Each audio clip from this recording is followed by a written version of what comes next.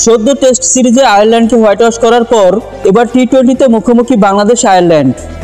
প্রথম 2 ম্যাচের জন্য স্কোয়াড ঘোষণা করেছে বিসিবি। ওয়েস্ট ইন্ডিজ সিরিজের দল থেকে বাদ পড়েছেন তাসকিন আহমেদ ও শামীম হোসেন পাটোয়ারি।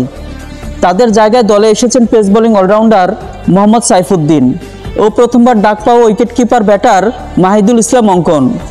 সিরিজের 3 ম্যাচ হবে চট্টগ্রামের বীরশ্রেষ্ঠ মতিউর রহমান স্টেডিয়ামে 27 নভেম্বর, 29 নভেম্বর ও 2 ডিসেম্বর। দেখে নেওয়া যাক বাংলাদেশের স্কোয়াডে কারা কারা থাকছেন।